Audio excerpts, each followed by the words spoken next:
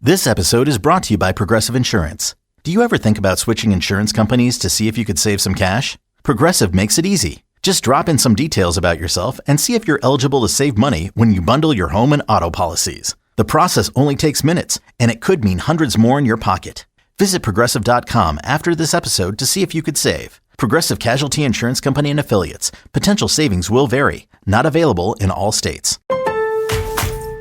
Pros, save more on the materials you need to get the job done, inside and out, at Lowe's. Right now, get 10% off in-stock Trex Naturals decking, now available in more styles. Plus, get 15% off select custom entry, interior, and storm doors. Then, we'll deliver it all straight to your job site to help keep your jobs moving. Get the brands pros trust, priced right, and ready when you need them. Our best lineup is here at Lowe's. Valid through 5/27. While supplies last. Selection varies by location.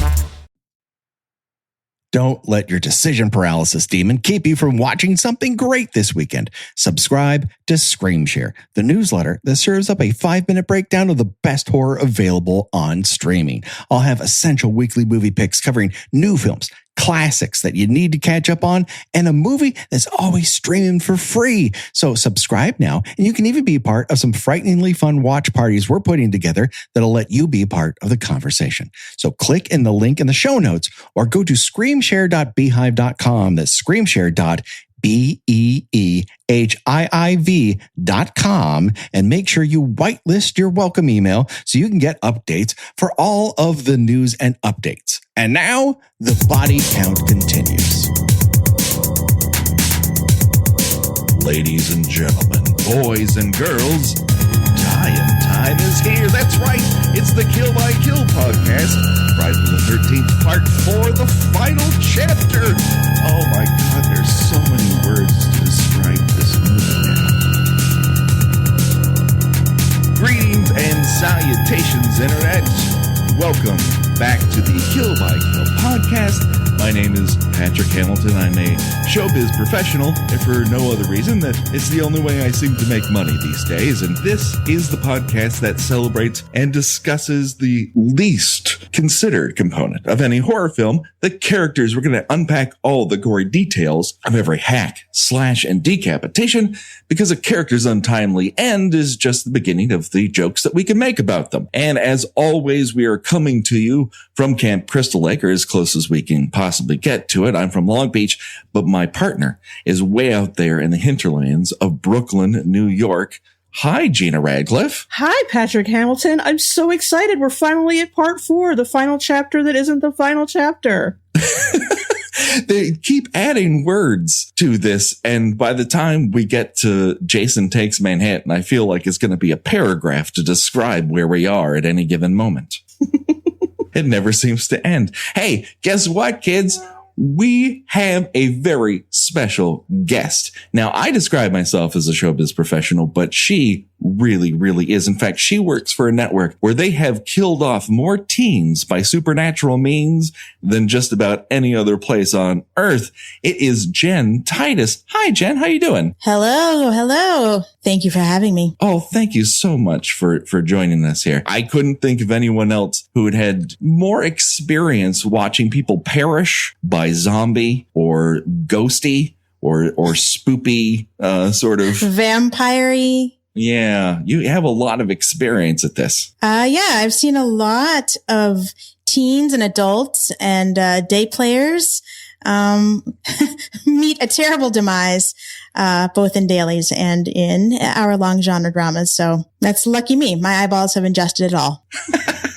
Well, we got a good one for you here because we're heading into what I think might be the best culmination. It's what Friday the 13th is at its best. So to that point, Jen, what's happened previously with you in Friday the 13th? What was your introduction to this vaunted franchise? Oh, that's a great question. Because I was thinking about, could I remember the first time that I knew about Friday the 13th? And I realized I actually can't remember a time when I didn't know it.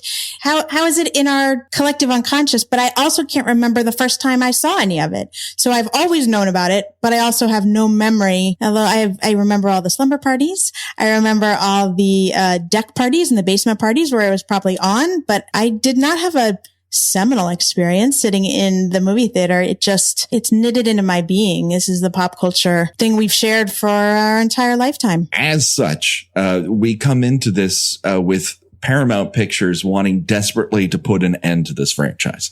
They love the money they make, but it's not enough to keep it going. They get Chuck Zito, the guy who directed The Prowler. They're going to bring in Tom Savini to do the special effects after the first special effects guy walked off the picture. They're going to bring their big guns. And here we go. We're heading into the cold open / second cold open, because our first cold open is the patented Last Time on Friday the 13th, where we get everything from part 1, part 2, and part 3 that happened before, because either they didn't trust the audience or they trusted that they weren't going to do their homework. That's for sure. So we get a whole bunch of montage as to what has happened previously. We start off right where we ended with part 3. And my first question to Gina Radcliffe, because we just walked through part 3, you and I. Do you remember that deer statue that they keep highlighting? Because I don't remember it at all. I don't. I think that they neglected to take, when they have like somebody on, a production assistant who will take pictures of how someone's makeup is done or their set is done so they can get it right, so they can get it exactly the same for the next shot. I think that they neglected to have someone whose job it was to do that. And they probably just, this deer statue. Let's just, this will add a little country flavor to the set. Let's add this. I neglected to mention that in the title sequence, we are graced by an explosion noise when the final chapter arrives. And I recognize that explosion noise from Airplane the movie. They use it over and over again in Airplane the movie. Well, you know what I thought was interesting is that the actor who is giving us this previously on the Saga Cell looks just like he could be the brother of the main guy from Airplane. I think the actor's name is Alan Hayes. The face, I was waiting. I was like, I did the actual research to see. I was like, this guy has to be the guy from Airplane's brother. I kept on waiting for him to throw the drink over his shoulder and say I have a drinking problem. But IMDb did not support me in this conspiracy theory. I'm very disappointed. That is disappointing in almost every single way, just like Paul. Just massive amount of sweat just pouring down his face while he tells the story. Exactly. Just so confident in his stupidity as he tells us that a person who drowned, but they never found the body. So how do you know that the fucking thing drowned? And then there's people all over the place who will tell you that they've seen him, but they don't. But he's a backwoods ninja who can sneak around, but he can also hunt down previous victims no matter where they are. He has a homing beacon to Camp Crystal Lake because he keeps getting dragged away and dragged back. And so we find ourselves at the crime scene of part 3. And here we are witness to what could only be described as CSI Crystal Lake. Yeah, they're not exactly perturbed at the discovery of multiple extremely murdered bodies all together in one spot. Yeah, they're just kind of blasé. They're just kind of blasé about it. They kind of pick on the one paramedic who's mildly freaked out by it. It's like how often do mass murders occur in a small town? It's like, well, it's a living. Well, in the last week, a shit ton, because part 2 has taken place in the last week, and now you have all the bodies of part 3. So you ostensibly have well over a dozen bodies that have shown up in your town very, very recently, and these people are over it. Well, I think the exact quote was 10 dead, some emergency, with extreme, just this eye roll, this crazy side eye, like, oh, you dragged us out here for this. Like, as if Netflix had gone down and you had forgotten, you couldn't get to your Luke Cage. Like, that was the level of irritation this EMT had for his wasted time waiting for these dead bodies to be popped into ambulances and zipped away. It really was the biggest inconvenience this EMT had was these 10 grisly murdered axe chopped bodies. Yeah, and they don't even bother taking Jason's mask off, and yet somehow they know within an hour, 2 hours his identity. They know that he did it, but they just like, well, I guess as the guy did it, throws a sheet over him. So they bag the axe in this very black box theater way. It's like these two Keystone cops who know that there's a fourth wall, and they hold up the axe like a huge treasure and drop it into an evidence bag, just so that you're kind of shouting to the audience, like, here is period, the period, weapon, period. I'm like, thank you. Thank you for that. I didn't know how these people got murdered, but now I do, because you guys have bagged the one weapon in a very, in a staged way. I thought it was very charming. It's staged in a crazy way. First of all, we get to see the very band uniform yellow striped pants that they're wearing, which are very crisp for a very muddy night. 2, they yank that axe out of a person's skull, which I don't think is procedure. Then the person who has done this holds it up with his bare hands. You don't hold a murder weapon with your bare hands and then bag the business end in a bag, but it's also covered in hay, which means they picked it up off the ground. It was in the guy's head. It was wedged in his fucking head. I know that because they just showed me the sequence in the last time on Friday the 13th. Thank God that Jason died, because if this went to trial, there'd just be so much grounds for mistrial, for mishandling evidence. Be making a murderer, right? Yeah, You'd exactly. have. No, you don't need Johnny Cochran on your team with this group of Keystone Cops. That's for damn sure.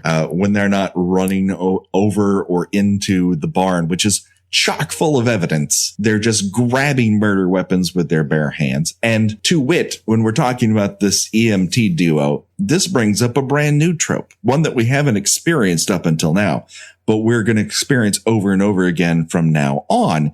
And that is that EMTs are garbage people, according to the Friday the 13th series. Because, spoiler alert for part 5, the killer in that is a fucking EMT. But there seems to be this, the only person who drives an ambulance is a gross person attitude being projected at these EMT people. Why do they hate our first responders? I don't understand that. That's a good question. What do they have against our first responders? Why do they hate our country? Exactly. Well, consider who they work with. Let us come to Coroner Axel. Oh, Axel. Oh, God. Axel. So the first time we see Axel, he's one of those blasé kind of coroners you only see in movies. He's eating that big old messy sandwich over the body, and he looks like he's wearing his pajamas under his I described it as a summer kimono. It's very flouncy and see-through. He's definitely wearing like an undershirt and nothing else. I mean, I totally expected to see him just wearing like flannel pajama bottoms. That's the effort that he puts into bunny slippers. Yeah, exactly. He's got the you don't have to be crazy to work here, but it helps coffee cup. Yeah, Axel's got an interesting attitude when he isn't resting his sandwich on top of a dead body, which I don't think Quincy would agree with. He's also intimating that he's okay having sex with a dead body so long as it's cute. Oh yeah, he doesn't think that death is an obstacle to being turned on. It's all in the eye of the beholder. I think it's his point of view. I think that's a fluid sexuality on the Kinsey scale. Yeah, I mean, it's heavily implied that he's like seconds away from jerking it with the dead body in the room. I mean, it's he's sitting there watching scantily clad Playboy Channel aerobics. Yeah, I don't know what channel that is. I don't know if that's a medically prescribed workout, but this is the guy clinical. It's a very clean room that they're working out in. He's definitely at least considered possibly having sex with a corpse if he hasn't already. So my question to you, Gina, as a person who has wandered through the desert, that was part 3 with me, which girl from that movie do you think he's talking about having sex with their dead body? I was wondering that myself. Vera had a spear in her eye, so that's gonna take a little bit away from her appearance. Was it Debbie who got the knife through the chest? It was Debbie, right? Yes. Mm-hmm. Probably Debbie. Because, Chili is a wonderful woman with many positive aspects, but hot enough to have sex with after she's dead? I don't know.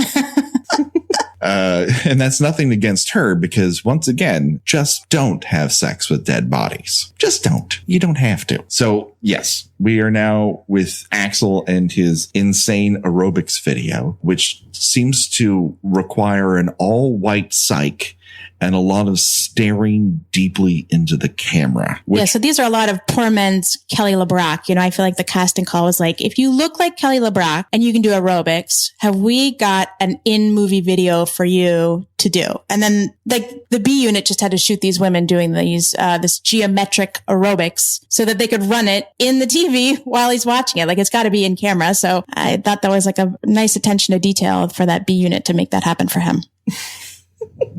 That aerobics series was a real thing. It wasn't made specifically for Friday the 13th. It was called Aerobicize. It was produced and distributed by Paramount and their home video division. Oh, that's synergy. That's corporate synergy. So it's just soft core porn aerobics. And this is their advertising campaign. This is, yeah, as you say, corporate synergy at work. It's an exercise program for people who have no intention of exercising, except perhaps one of their arms. Yeah, just one arm, the left or the right. You're going to get some forearm squeeze. You're going to get repetitive motion. It's a proto shake weight, as it were. He doesn't really need to watch this video because he has inexplicably a girlfriend, lover. Yeah, he has a work wife, a naughty nurse. Yeah, I mean, an FWB, as the kids call it today. An NWB, nurse with benefits. Right. You're listening to this podcast, so I know you've got a curious mind. Here's a helpful fact you might not know yet. Drivers who switch and save with Progressive save over $900 on average. They make it super simple. Pop over to Progressive.com, answer some questions, and you'll get a quick quote with coverage options tailored to your choices. Plus, you'll see which discounts you may qualify for, like the online quote discount or savings for paying in full. In fact, 99% of Progressive Auto customers earn at least one discount. See if you could save when you switch to Progressive. You'll feel good about making a savvy choice. Visit Progressive.com and see if you can enjoy a little extra cash back. Progressive Casualty Insurance Company and Affiliates. National average 12-month savings of $946 by new customers surveyed who saved with Progressive between June 2024 and May 2025. Potential savings will vary. She's way out of his league. She doesn't appear to get any enjoyment out of their sleeping together and also doesn't seem to gain anything from it. Do coroners have any pull in whether or not nurses get promoted or not? This is just either she's karmically paying for something that she did before or she's caught in a shame spiral. I mean, I don't want to shame her for her choices. Sometimes you sleep with people that it turns out you shouldn't sleep with. I will say that to this point, Nurse Robbie Morgan is one of my favorite characters in all of the Friday the 13th movie. She is delightful. She knows how to hit a punchline, and I think most of her dialogue may have been punched up by Neil Simon. Well, I think she probably sleeps with Axel because they work in one of those only in the movies hospitals where there's a period of time where nothing is happening. Mm-hmm. And you have enough time to just go and, hit up your work friend for some loveless, not particularly satisfying sex because, you don't have rounds to run. You don't have patients to check on. You don't have to, deal with the cops or anything like that. It's, graveyard shift in a hospital is great. You have nothing to do. Or so you would think in seeing these in the movies. So, but are they foreshadowing some of this, dead fuck things that are happening later on in the movie? I mean, I think they are kind of very technically laying the groundwork for what we're going to expect. This morgue sex, which she clearly says, are we going to go in the cold room and do it? The cold room. And, I thought that was an interesting, maybe they have a shared fetish or that's what they have in common. You may have cracked this nut. Because there's no other physical reason to have sex with Axel. When we watched it last night, my wife wondered out loud whether or not he is wearing a wig because his hair kind of sits on top of his head as opposed to being inherently connected to it.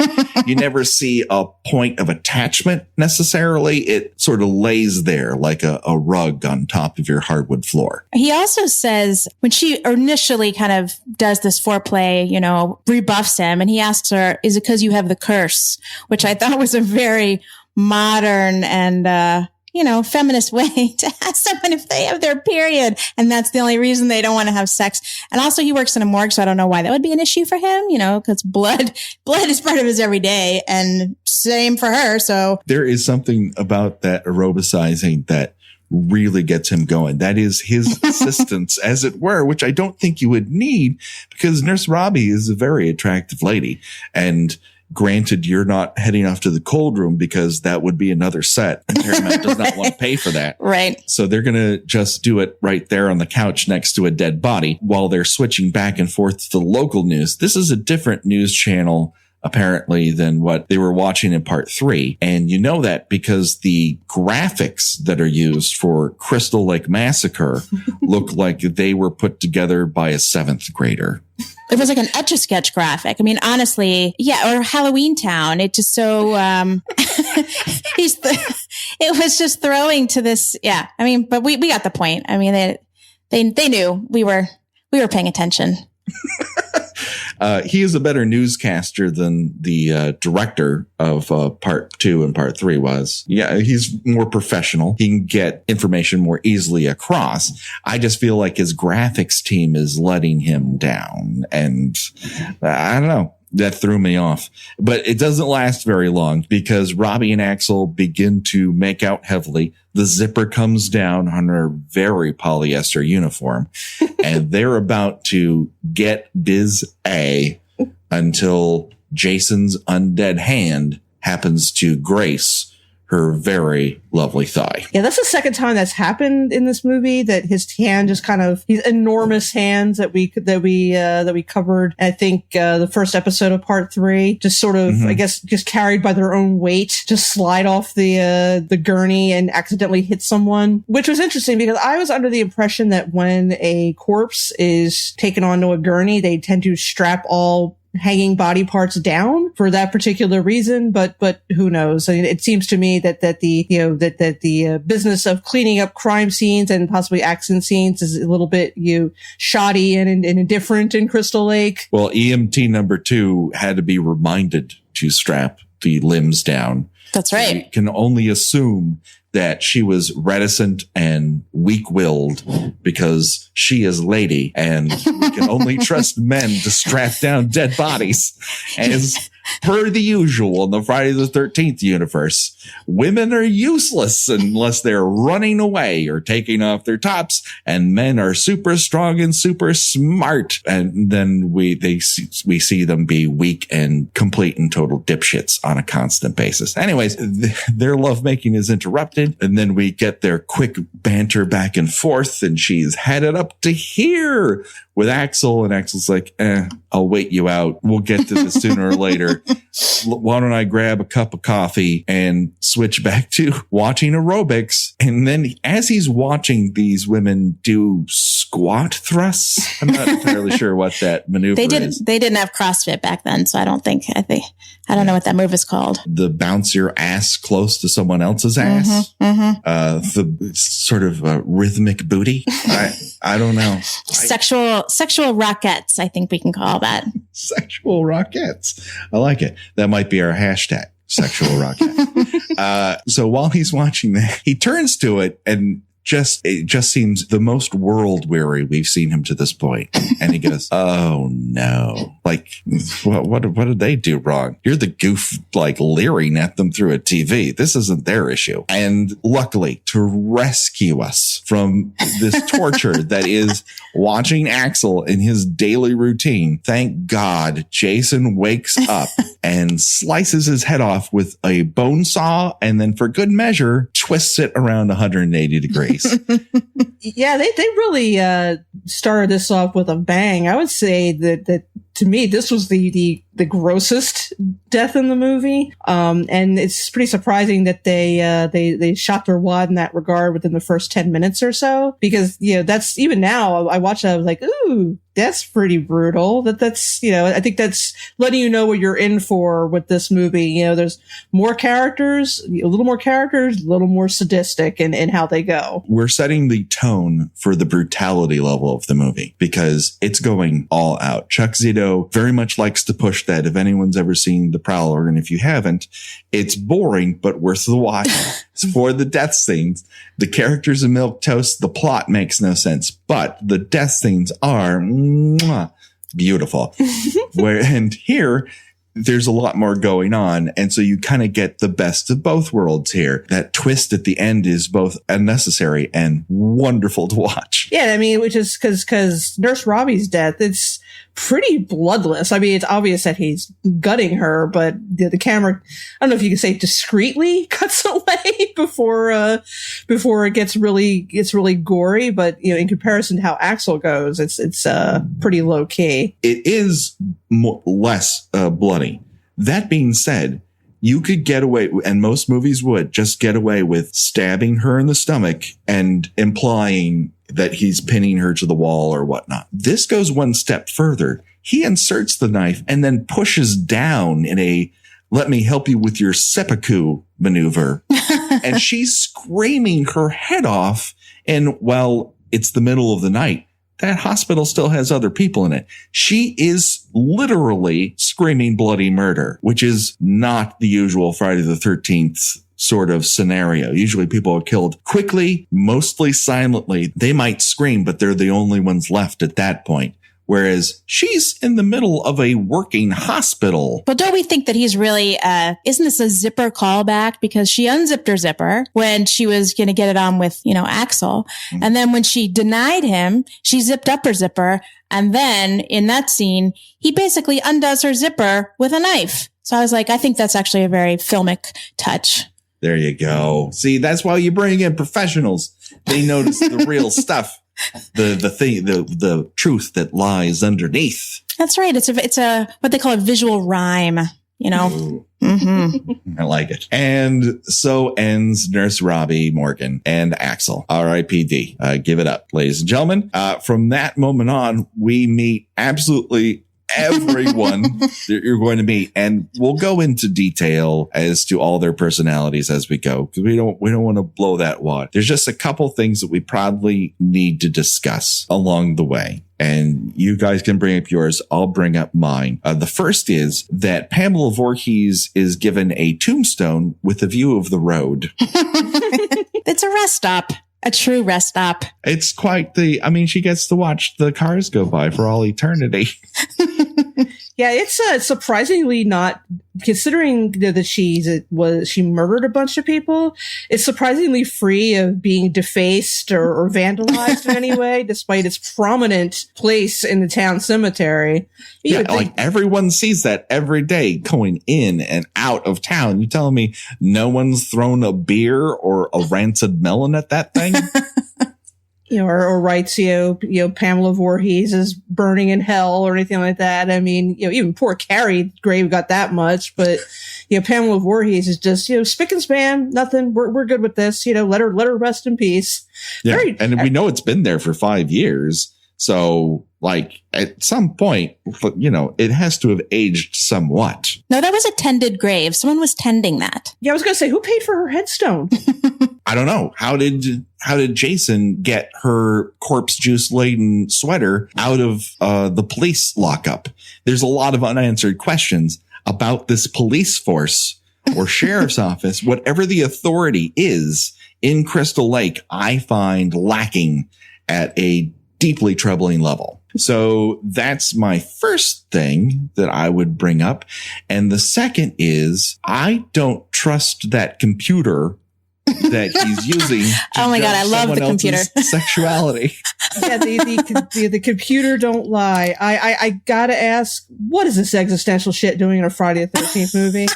He's telling this is Ted, our prankster character, though he's, not such a prankster, just kind of, an obnoxious, barely out of his teenager. Yeah. And he is giving romantic advice to his buddy Jimmy, played by, unfortunately, not our hero, though he should be, Crispin Glover. He's the star. He's not the hero, but he's the star. He's definitely, once he's gone, the whole movie just goes straight to hell after that point. It's not even worth watching the rest of it.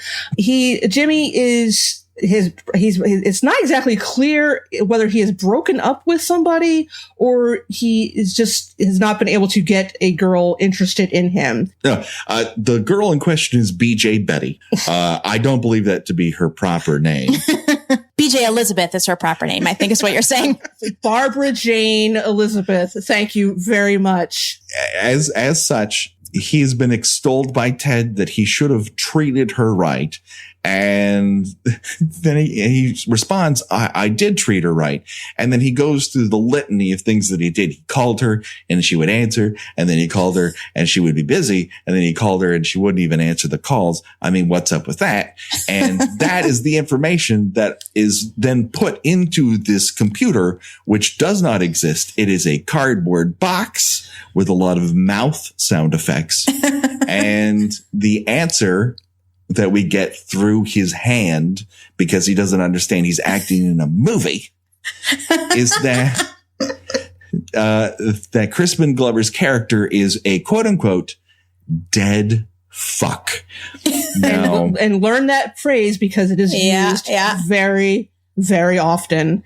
And of course you're going to go to a guy like Ted for advice with women. He's totally cool. I mean, he's got the mirrored sunglasses. He's got the cut off denim vest. I mean, how are you not going to look to this guy as an expert on what women want? Every part of his costume screams, don't have sexual contact with this gentleman. I was taken by the fragile masculinity of Crispin Glover in this scene. He just was so vulnerable about this heartbreak that he had. And then his friend gaslights him with this computer shenanigans. And Crispin Glover he doesn't say what any normal person would say, which is that that's not really a computer, or you're not making any sense, or is this advice? I don't understand. So it wounds him. He's truly wounded by this dead fuck, and he just takes it for, yep, this is the judgment. I must be terrible in bed. I'm a dead fuck, and proceeds to have this terrible spiral for the rest of the movie about these words from his friend. It's supposed to be his friend. He does point out that the computer isn't real, and then to which Ted replies, "Then Betty isn't real." And it's like, that's some stoner ass logic right there. And then that's the point where Jimmy is like, well, I guess you're right. I'm a dead fuck.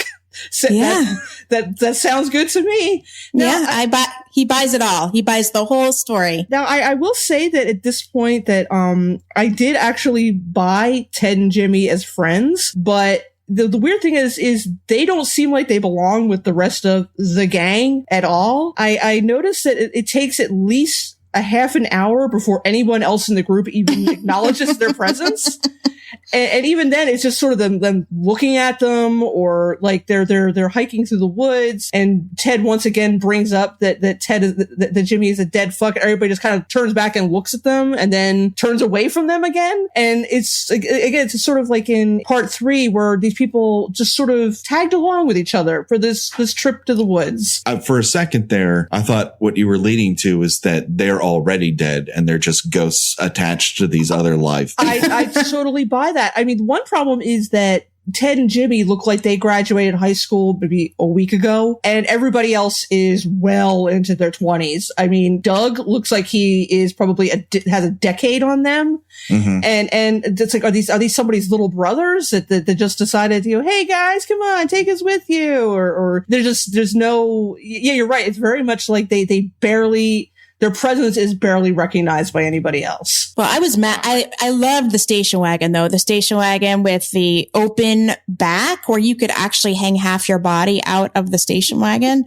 The third seat. I mean, that's such a summer experience. So those guys could be bonding back there, and they probably couldn't hear what the adults were talking about in the front seat.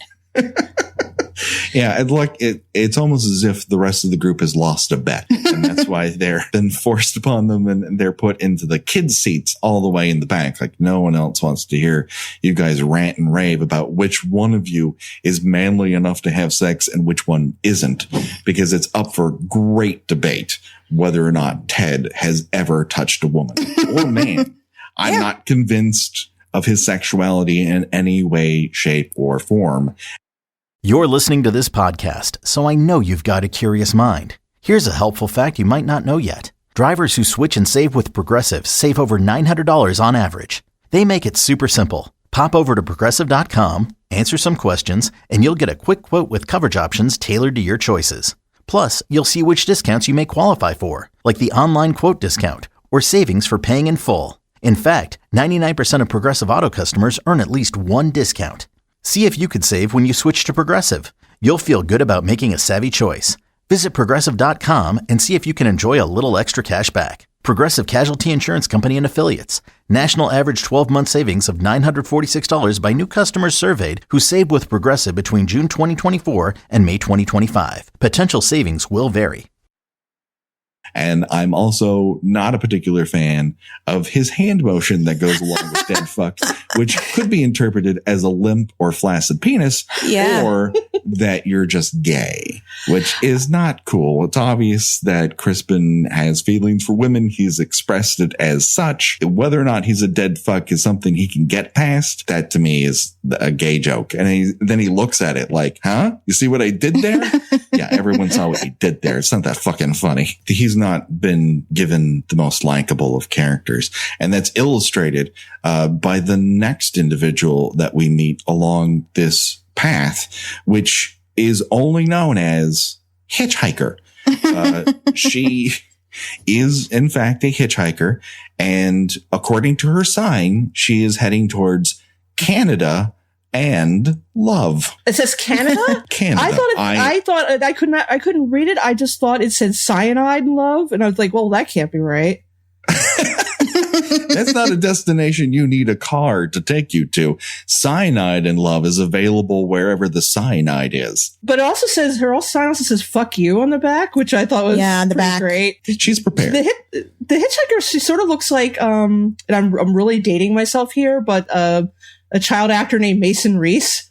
Do you remember Mason Reese, Patrick? Not by name. Can you give me a filmic reference? He mostly did TV commercials in the 70s. Mm-hmm. He did Hormel deviled ham. I mean, this is I don't really remember seeing these commercials, but I remember the name. And when you look up this actor later, and you'll see why I thought that there was a resemblance. I think it's also worth mentioning that the hitchhiker gets no dialogue and is on screen for exactly 1 minute. I actually checked this. She appears, is almost immediately killed, and it all takes about 1 minute. It's not the grandest entrance or exit given to anyone in this movie. She has a very awkward headband. She is very quick with a middle finger. She has very dirty clothes. She is like Robbie from the very first film. She's traveling with every ounce of clothing that she has. Yeah, her backpack, her pack was gigantic. It's just like a hobo roll. She's got everything she owns in there, including a banana, which is unfortunate because it's the last banana which has its own pocket on her backpack. A front banana pocket, as one gets at REI, a banana pocket. I believe that's how it's listed on Amazon, with front banana pocket. And she's wearing, again, the costume design in Friday the 13th movies is maddening. She's wearing blue jeans with a blue t-shirt and a light blue vest. No one would wear this in real life. No one should wear this in a movie where you've paid someone to dress other people. It's crazy. It is the worst costume in this entire movie, which is saying something because we just witnessed a coroner who is wearing the flounciest lab coat I've ever seen in my life. It's just like something that you would wear to push open French doors and smell the morning air before drinking coffee. Yeah, his morgue kimono, very flattering. And then, but the stains we've seen on Axel and the hitchhiker. I mean, they're all a little grubby. Unfortunately, I can see why she's not getting picked up left and right, but her problems with getting picked up are pretty much over because just as soon as she hears the snap of a twig behind her, which is very un-Jason-like, because as we all know at this point, he is a backwoods mutant ninja who is able to move quickly and silently, even though he weighs a good 280 pounds full of muscle and wears the biggest boots known to man. He manages to come up right behind her and stab her through the throat. And then the end result of that is her death spasm, which crushes a banana. Again, bringing the phallic very much into focus here in Friday the 13th, Part 4. Yeah, she chokes very specifically, I would say, as the Viagra-less banana falls to the side. Yeah, I think I think that this is now the least best way I want to be found, with like a mouthful of half chewed banana and like this like limp squash banana in my hand, just laying there in the middle of the woods. That's just not dignified. Oh, I don't think dignity has anything to do with this movie, but that does bring us right around to everyone's favorite game show. We're going to choose our own death venture here, Jen. Would you rather die via bone saw to the neck and having your entire head twisted off, or stabbed in the stomach and then having your guts flayed out, or stabbed through the back of your neck while clutching a banana? So I'm going to be a contrarian, because I think when I originally thought about this question, I was going to say that I would like to be stabbed in the zipper, but it's too neat and she saw his face. So I'm going to choose the hitchhiker, because the hitchhiker didn't know it was coming and had just gotten a meal. So the blood sugar is going up, and it's going to take me by surprise. And I think that's my choice. I think ignorance and a snack is how I'm going to opt out. Ignorance she got to and a snack. She got to enjoy the beauty of nature, and yeah, you know, the last words she heard from a human being were Ted yelling out a car window, "Hey baby, you gotta rat," because I can't understand what the hell he's saying. I put on the closed captions, and it is, "Hey baby, do you got a sister?" Really, because I tried to listen to it several times, and it's just garbled, and then he yells something that sounds like "rat, rat," and it's like, oh, I look forward to your death, Ted. I look forward to it with extreme pleasure. But yeah, so we know you don't want to go out like the hitchhiker. So Gina Radcliffe, how are you planning to die of these three options? Well, you know, I mean, I think it's just been established now that I am a coward. I would like my eventual death to be as quick as possible. So my initial choice would be Axel's death, because it's probably the quickest. But you know, then I would have to identify with Axel, and that just makes me sad. Yeah, I mean, I don't even want to be associated with such a scummy character who, you know, probably masturbates among recently deceased people. But you know, on the other hand, you know, Nurse Robbie's death is just, it's too drawn out.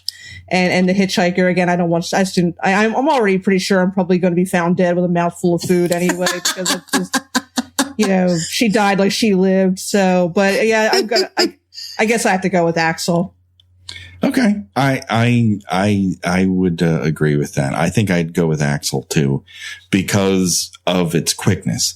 Yes, I will be found in a morgue, and everyone will, the very first thing they will say is, you know, he had sex with corpses. That's going to come right out, because Axel has not been shy about telling anyone he meets that is totally an option for him. That being said, he goes out incredibly quickly. It is one and done, and he's just snapped out of existence. And yeah, I think that would be the way I would go, as opposed to stabbed through the spine and front of my neck. Or yeah, poor Nurse Robbie. Okay. And so that brings us here to the very end of our wonderful time together for at least this particular week. Gina Radcliffe, where can people find you on the internet? I write about 70s and 80s television at tuneintonight.wordpress.com. And Jen Titus, is there anything that you would like to promote at this moment in time? Well, I don't have anything to promote, but you can follow my television and music tweets at J.E. Titus. Excellent. Please do that right now. And of course, if you would like to reach out to us here at the Kill by Kill Pod, there's a couple ways you can do it. We have an email, Gmail. It's killbykillpod@gmail.com or at killbykillpod on Twitter. Please send us your compliments. Please send us your slight and respectful complaints. Please tell us your feelings on Friday the 13th, Part 4. This is going to be quite an adventure. This is a good one, people. You want to get on board. Let us know what you think. And with that being said, it's unfortunately time to say goodbye. Goodbye, everybody. Goodbye.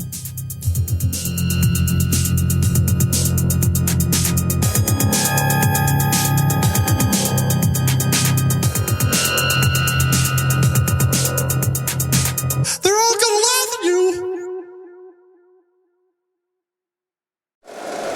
If you like the show, please take a moment to rate, review, and subscribe. It really does help the show to grow. Thank you for listening.